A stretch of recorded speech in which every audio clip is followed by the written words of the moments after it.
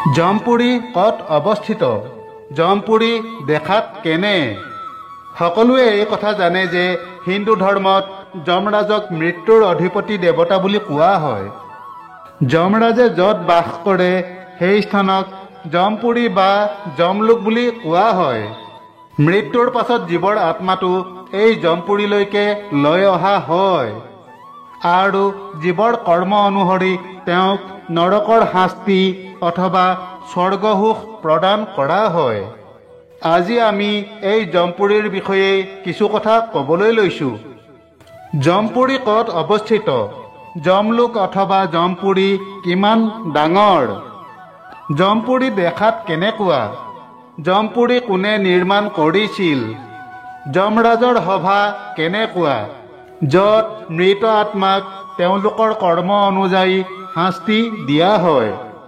যমৰাজ সভাত কাৰ লগত বহে আৰু কোন দুৱাৰেদি জীৱাত্মাক সেই সভালৈ লৈ যোৱা হয়?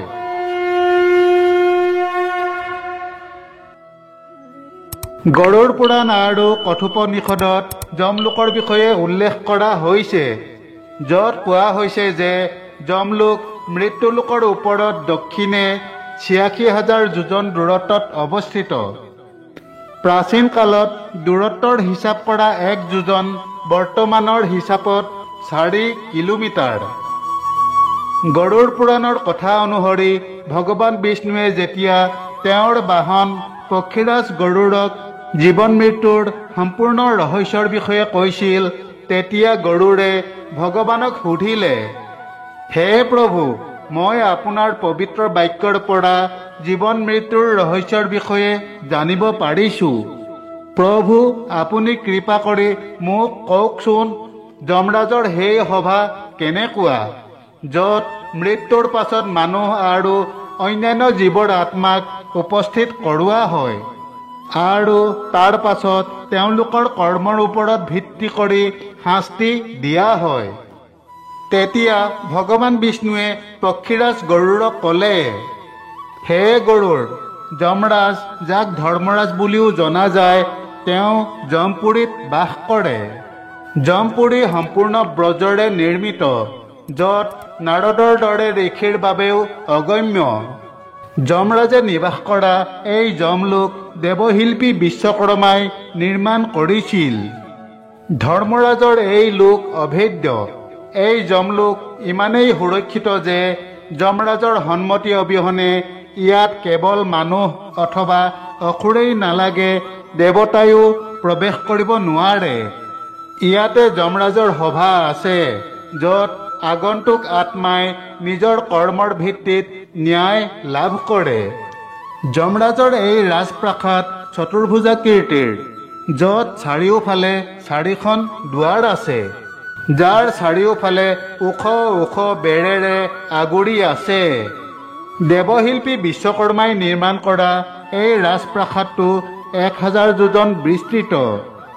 এই ৰাজপ্ৰাসাদটো দেখাত চিকমিকাই থকা বিজুলীৰ দৰে আৰু সূৰ্যৰ তেজস্বী স্বৰূপৰ দৰে আভাযুক্ত। যমপুৰীত ধৰ্মৰাজৰ ভৱনটো সোণৰ দৰে উজ্জ্বল। যমলোকত যমৰাজৰ সহায়ক তথা জীৱৰ পাপ পুণ্যৰ হিচাপ ৰখা চিত্ৰগুপ্তৰ ভৱন অৱস্থিত। চিত্ৰগুপ্তৰ ভৱনৰ আশে পাশে চাৰিওদিশে বিভিন্ন ধৰণৰ ৰোগ নিবাস কৰে। চিত্ৰগুপ্তৰ ভৱনৰ ২০ যোজন দূৰত যমৰাজৰ ভৱন অৱস্থিত।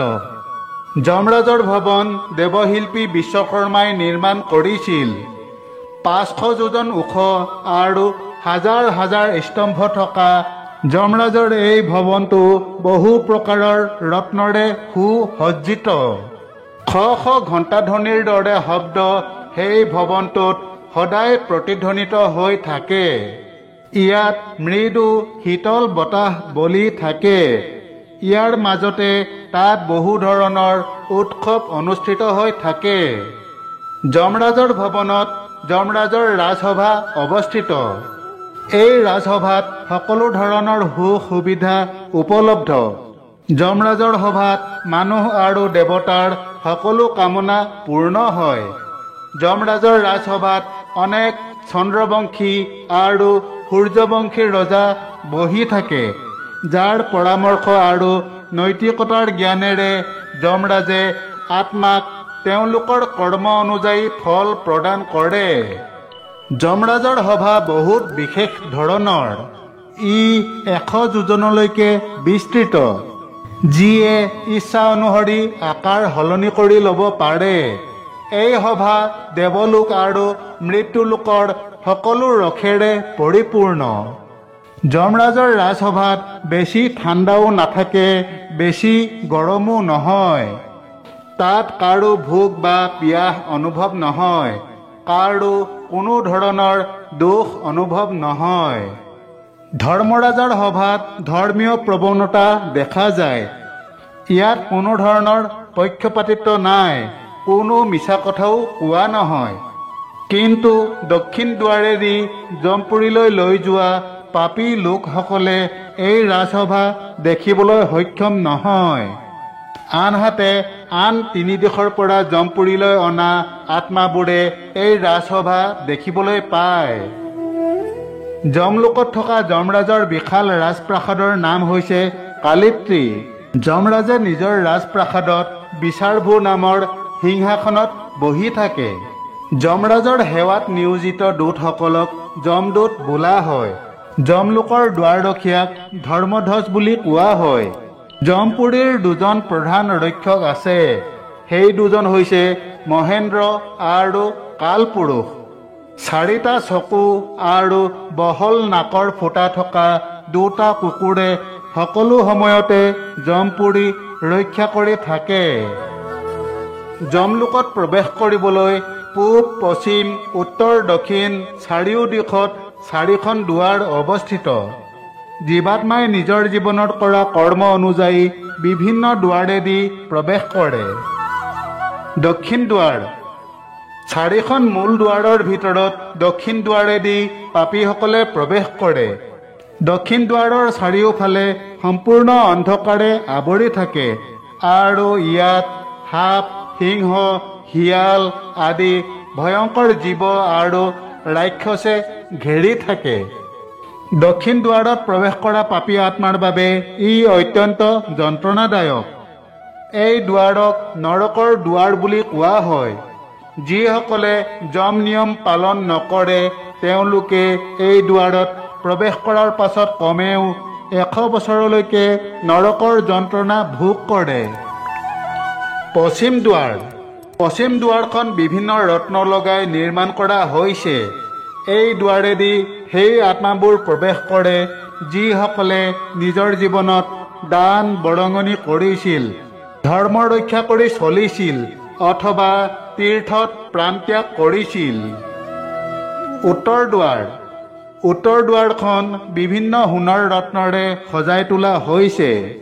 এই উত্তৰ দুৱাৰত সেইসকল আত্মাই প্ৰৱেশ কৰে যিয়ে নিজৰ জীৱনত পিতৃ মাতৃক বহুত সেৱা আগবঢ়াইছে, সদায় সত্য কৈছে আৰু সদায় মন, বাক্য আৰু কৰ্মত অহিংস হৈ আহিছে।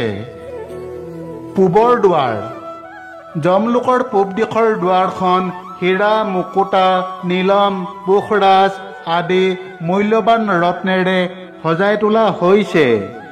এই দুৱাৰেদি যোগী, ঋষি, সিদ্ধপুৰুষ আৰু জ্ঞানী সন্ত আত্মাই প্ৰৱেশ কৰে। পূবৰ দুৱাৰক স্বৰ্গৰ দুৱাৰ বুলিও কোৱা হয়। এই দুৱাৰত প্ৰৱেশ কৰাৰ লগে লগে গন্ধৰ্ব, দেৱতা আৰু অপ্সৰাসকলে আত্মাক আদৰণি জনায়। যমলোকত পুষ্পুদকা নামৰ এখন নদী বৈ আছে। এই নদীৰ পানী পৰিষ্কাৰ আৰু শীতল। নদীৰ পাৰত ধুনীয়া আৰু ছায়াময় অনেক গছ আছে। যমলোকলৈ যাওঁতে পুণ্য আত্মাই ইয়াত কিছু সময়ৰ বাবে জিৰণি লোৱাৰ সুযোগ লাভ কৰে। পৰিয়ালৰ লোকে মৃতকৰ নামত যি পিণ্ডদান আৰু তৰ্পণ কৰে সেই সকলোবোৰ এই পুষ্পুদকা নামৰ নদীতেই আত্মাই লাভ কৰে। বান্ধৱসকল, এয়াই হৈছে যমপুৰীৰ বিষয়ে এক সংক্ষিপ্ত কথা।